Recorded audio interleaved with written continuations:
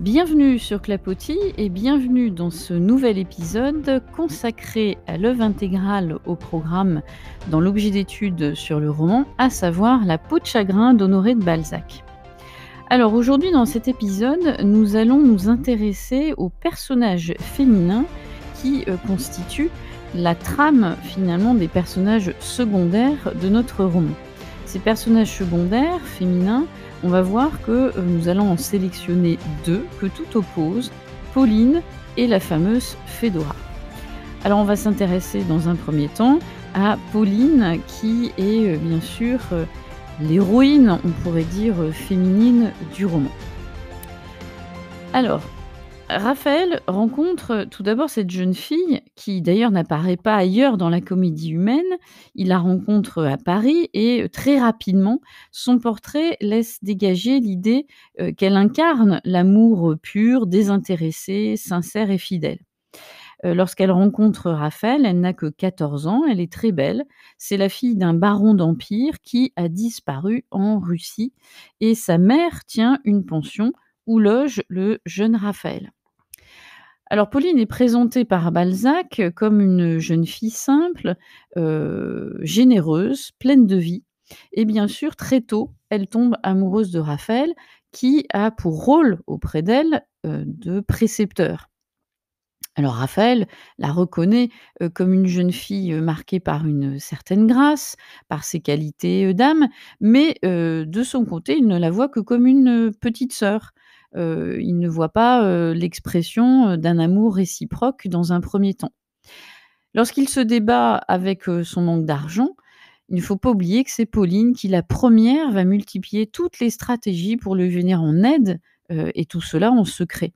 Elle révèle donc, des talents de bonté, de générosité, que aucun autre personnage dans La peau de chagrin ne saura mettre en évidence. Et puis comme dans tous les romans de Balzac, tous les romans de la comédie humaine, il y a des rebondissements et plus tard, Pauline devient riche grâce au retour inattendu, presque miraculeux de son père, qui revient des Indes, qui a fait fortune et elle retrouve à cet instant le jeune homme et leur bonheur est complet et cette fois-ci, leur amour est réciproque et passionné. C'est une, jeune fille, qui sait donc, au fur et à mesure du roman, révéler ses qualités d'âme, ses talents aussi, dans la société et cette capacité à se consacrer entièrement à cet amour, passionné et passionnel. Et lorsqu'elle comprend la malédiction liée à la peau de chagrin, elle va tout, faire pour sauver Raphaël, heu, quitte, aussi un moment à mettre fin à ses jours. Vous allez me dire que c'est paradoxal, mais, elle est consciente de cette fatalité tragique, qui assomme Raphaël, mais c'est Raphaël lui-même, hein, qui va l'empêcher de mettre fin à ses jours et la situation va être inversée puisqu'il va mourir dans ses bras et elle va te à la fin, dans l'épilogue du roman, presque être présentée comme une créature, angélique qui, se sera efforcée, tout au long du roman, de protéger Raphaël, des différentes circonstances qui l'accablaient. Donc si on résume dans un premier temps, on pourrait dire de façon assez simple et schématique, et c'est volontaire de la part de Balzac, que Pauline, c'est vraiment le personnage, heu, positif, adjuvant, si on reprend la terminologie, des schémas narratifs aussi romanesques.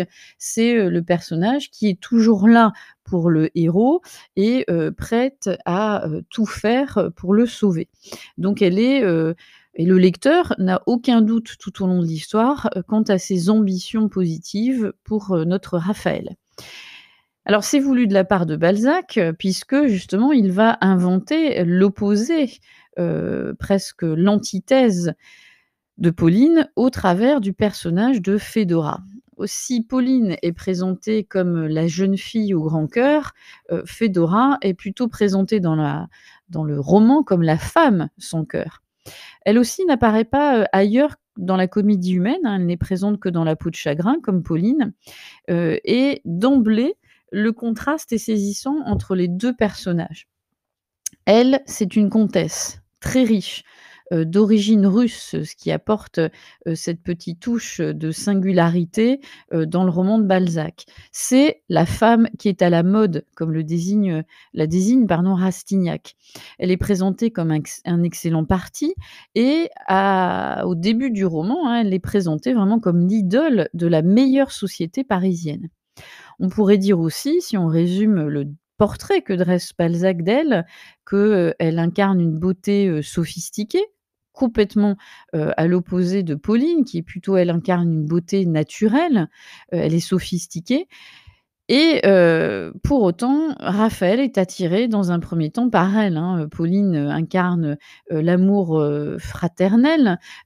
Pour Raphaël, elle incarne la beauté, à son plus haut éclat. Il est subjugué, il en tombe éperdument amoureux et il est fasciné, par, son nom d'ailleurs, dès que, son ami Rastignac lui en parle, hein. Même de l'avoir vu, il est subjugué, parce qu'elle va symboliser pour lui, finalement, l'ensemble de ses désirs, tout ce à quoi il aspire. La réussite, la gloire, de cette société auquel il aspire. Elle respire pour lui la volupté, mais elle est complètement étrangère à l'amour. Très rapidement, elle se caractérise par sa froideur d'âme, sa dureté, son orgueil, son cynisme et aussi son opportunisme et donc petit à petit, on voit bien l'opposition complète entre les 2 personnages féminins que sont, Pauline et Fédora. Elle, en plus, a une attitude des plus déconcertantes vis-à-vis de Raphaël puisqu'elle, se laisse courtiser, mais elle le repousse constamment, voire méchamment, lorsque, ce pauvre Raphaël lui fait des déclarations d'amour, enflammées. Et puis, ce qui ressort d'elle, autant Pauline est un personnage, dans lequel on lit facilement, les pensées, qui sont d'ailleurs des pensées nobles, autant Fédora, c'est un personnage énigmatique, qui, laisse interrogateur. Et d'ailleurs, Raphaël, à un moment, va faire une série d'hypothèses quant à cette femme. Si elle repousse autant, ses prétendus amants, est-ce qu'elle préfère, les femmes? Il s'agit d'un hermaphrodite, hein? Il se pose ces questions.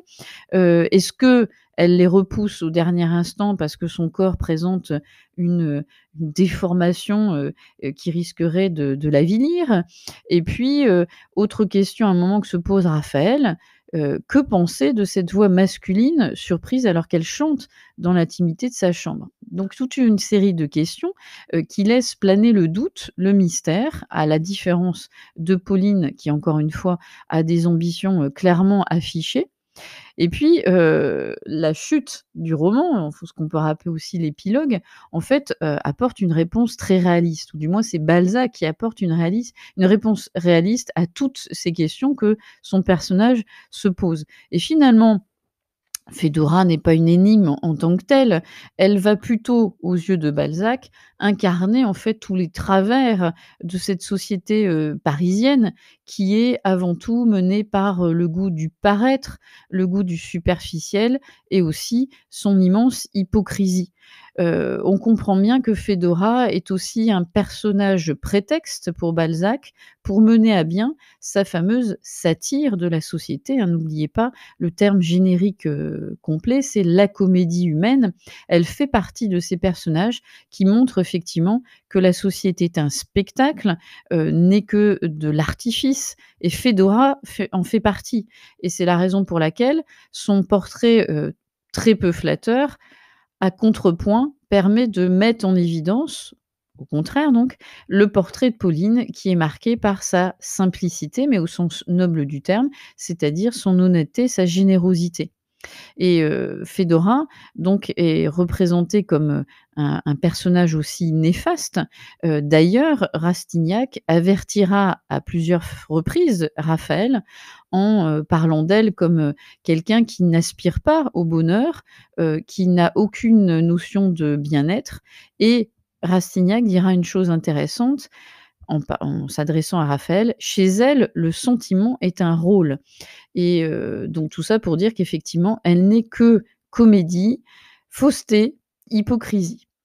Donc on voit bien que Balzac a choisi Réalisation de personnages assez, simple qui vise à montrer 2 personnages féminins complètement antithétiques, des personnages secondaires mais qui vont œuvrer dans l'évolution du personnage principal, notre héros Raphaël et donc vous avez, l'une qui est plutôt, comme, celle qui incarne le bien et l'autre qui incarne le mal et qui bien sûr vont à leur manière faire avancer dans le bon ou mauvais sens, notre héros Raphaël.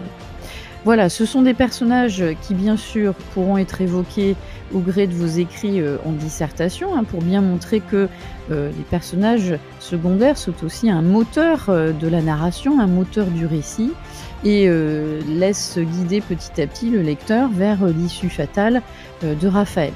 Donc n'hésitez pas à évoquer, ces 2 personnages, n'hésitez pas aussi à vous référer à des chapitres dans lesquels elles apparaissent et de manière, significative afin d'alimenter au mieux toutes vos réflexions.